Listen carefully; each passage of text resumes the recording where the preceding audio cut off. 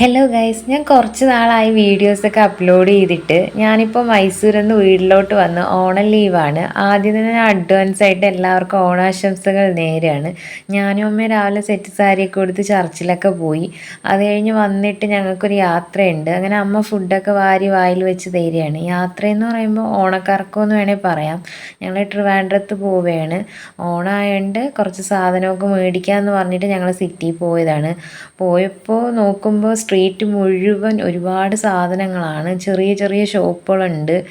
Dress, chappal, അങ്ങനെ ഇല്ലാത്ത ഒന്നും അവിടെ ഇല്ല. അവസാനം ഞങ്ങൾ ഒരുപാട് ഇങ്ങനെ തപ്പി തപ്പി നടക്കുകയാണ്. ഒരുപാടുള്ളത് കൊണ്ട് ഏത് എടുക്കണമെന്ന് നമുക്ക് കൺഫ്യൂഷനാണ്.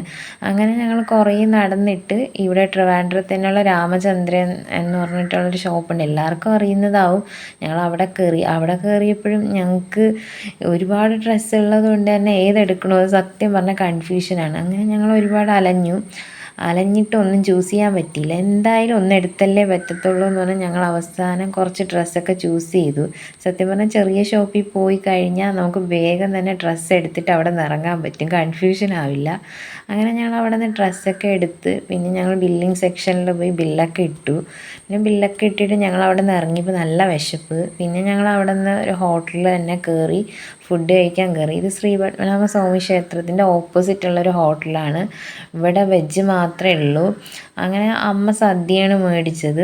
അമ്മ ചോറ്, പരിപ്പ്, പിന്നെ വന്നിട്ട് സാമ്പാർ, ഉപ്പേരി, പച്ചടി, കൊണ്ടാട്ടം, പായസമൊക്കെ കൂട്ടി അമ്മ ചോറ് കഴിച്ചു. പിന്നെ ഞാൻ പൊറോട്ടയും കടലക്കറിയാണ് കഴിച്ചത്. അതൊക്കെ കഴിച്ച് ഞങ്ങൾ ഇറങ്ങിയപ്പോൾ ഇതാണ് പത്മനാഭസ്വാമി ക്ഷേത്രത്തിൻ്റെ ഫ്രണ്ടിലുള്ള വ്യൂ.